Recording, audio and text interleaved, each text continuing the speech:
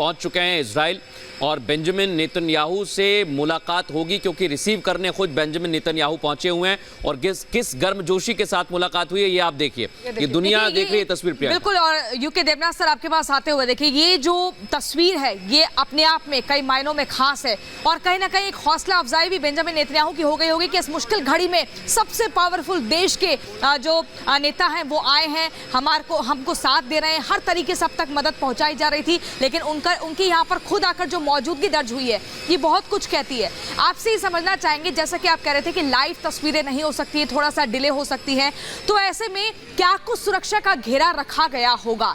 और साथ ही क्या पहले से हमास के आतंकियों को नहीं पता होगा कि इस जगह पर विमान लैंड करेगा या कुछ ऐसा घात लगाया? जी हाँ, हमास के आतंकियों को मालूम है कि इस जगह पर विमान लैंड करेगा, लेकिन विमान एग्जैक्टली कब लैंड कर रहा है? और देखिए विंडो बहुत छोटी है, अभी सीढ़ी से उतरे हैं, थोड़ी देर बाद ही अपने गाड़ी में बैठकर आगे चले जाएंगे। बाय द वे एयरफोर्स 1 की बात हो रही थी, एयरफोर्स 1 के अंदर फुल फ्लेज्ड ऑपरेशन थिएटर है, ताकि राष्ट्रपति को या किसी भी दूसरे वीआईपी को अगर कोई मेडिकल तकलीफ हो, उम्र होती है सबकी, दिल की तकलीफ होती है, तो अंदर ही ऑपरेशन थिएटर रखा है। और इसी तरह से बहुत बड़ी चीज़ है कि अपने साथ न्यूक्लियर ब्रीफकेस लेकर चलते हैं, यानी जब वो हवा में हैं उसके पीछे ऐसा ना हो कि पीछे से एटम बम छूट जाए और जो बाइडेन से काउंटर सेकंड स्ट्राइक करने की परमिशन ना मिले, तो न्यूक्लियर ब्रीफ के साथ में लेके चलते हैं। एक और चीज बता रहा हूं, मेरे आपके और दर्शक के अलावा इस चीज को कौन टकटकी लगा के देख रहा है? देख रहे हैं अरब देशों के शीर्ष नेता अल सीसी अभी टीवी के सामने बैठ रहे हैं और देख रहे हैं, भांपने की कोशिश करेंगे, बिल्कुल गर्म जोशी के साथ ये मिल रहे हैं। एक छोटा सा कमेंट संजय सोई सर आपसे, फिर उसके बाद रविंद्र सर आपसे।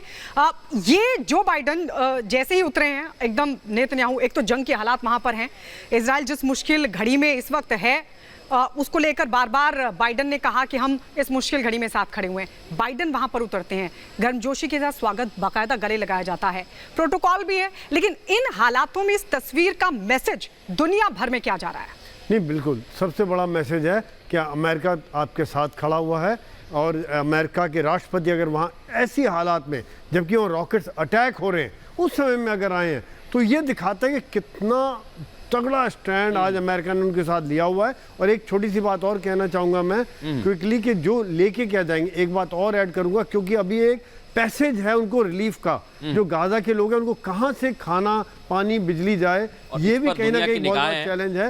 बिल्कुल इजिप्ट ने मना कर दिया, और ये भी हमें देखना होगा पहुंचा कौन कौन है लेने के लिए बाइडेन को। बेंजामिन नेतन्याहू पहुंचे हुए हैं, लेकिन अभी भूलना नहीं चाहिए कि एक यूनिफॉर्म गवर्नमेंट है इस समय, दोनों चाहे सत्ता पक्ष या विपक्ष की बात करें मिलकर काम कर रहे हैं इजराइल पर हमले के बाद।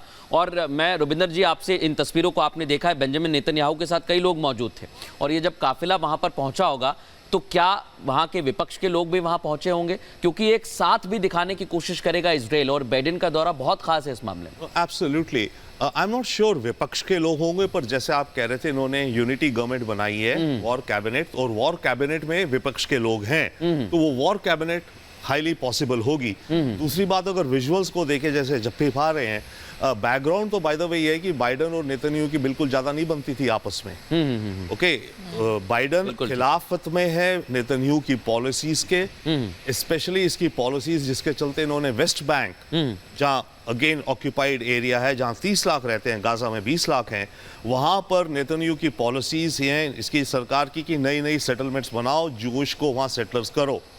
ओके, वो एक है। दूसरा, नेतन्याहू अपने देश में डेमोक्रेसी को लेकर के बहुत बड़े क्वेश्चन है, और डेमोन्स्ट्रेशन चल रही थी कि डेमोक्रेसी का वो कर रहा है, मिनिमाइज कर रहा है, डिक्टेटर बन रहा है, इसके चलते। और मैं एक बड़ी खबर यहां दर्शकों को यह भी बताना चाहूंगा, प्रधानमंत्री नरेंद्र मोदी ने भी इसको लेकर ट्वीट कर दिया है।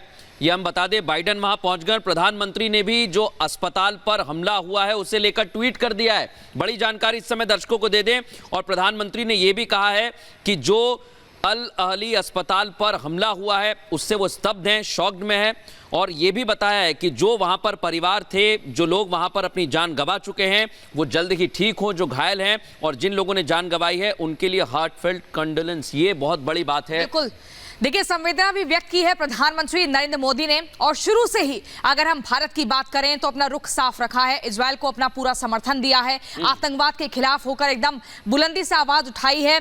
यहां पर हम भारत की बात कर लें, यूरोपियन देशों की बात कर लें, या फिर इसके अलावा देखिए ब्रिटेन और अमेरिका की बात करें। देखिए, सिविलियन कैजुअलिटीज जो हुई है, जो आम नागरिकों की जो यहां पर बेवजह जो जिंदगी खत्म हुई है, उसको लेकर भी पीएम नरेंद्र मोदी ने यहां पर जिक्र किया है। और यूके देवनाथ सर, मैं आपसे समझना ये चाहूंगी, देखिए यहां पर हमास के आतंकियों ने एक डील रख दी है कि आपने जितने भी फिलिस्तीनी लोगों को जेल में भर रखा है, आप उसको बाहर छोड़िए और हम यहां से बंधकों को छोड़ते हैं, और फिर कहीं ना कहीं बीच का रास्ता देखा जाए। आप कंटिन्यू करिएगा प्रियंका, थोड़ी सी एक लाइन जरूर ट्वीट की हम बताना चाहेंगे।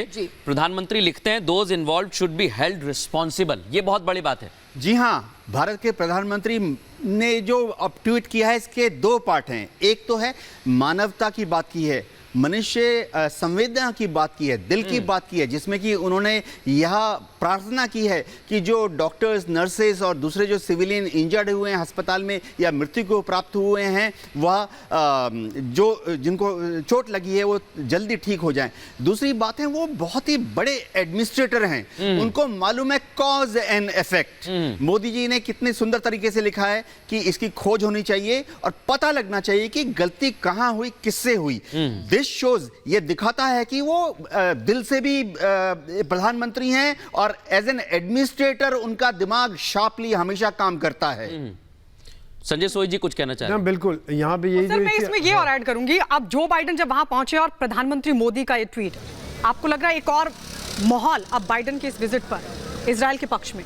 नहीं, बिल्कुल, देखिए कि इजराइल तो अपना पक्ष रख रहा है, और ख़ास तौर से अभी जैसे मैं और फुटेज देख रहा था, और देवनाथ भी बता रहे थे कि वहाँ कोई क्रेटर नहीं है। अगर रॉकेट फायर होता तो गड्ढा बनता। जितनी बिल्डिंगें आज तक गिरी हैं कैसे धराशायी हो गई हैं। अगर आप वहाँ पार्किंग एरिया में तो वहाँ कोई गड्ढा वड्ढा नहीं है। क्या वो आग वैसे कोई एक्सीडेंटल फायर लग गई है जिसको ब्लेम किया जा रहा है इनके ऊपर, या कोई रॉकेट मिसफायर हुआ है, मिसगाइडेड हुआ है? तो ये बात अभी सही पता नहीं चल पा रहा है किसके उससे हुआ है। लेकिन अफसोस की बात, जैसे प्रधानमंत्री जी से मैं पूरी तरह से सहमत हूँ कि अफसोस की बात है कि 500 लोगों की जान गई है, और जो है हेल्थ रिस्पॉन्सिबल है उनका खात्मा करना चाहिए। और वाकई में भारत ने इजराइल के साथ शुरू से ही खड़ा हुआ है,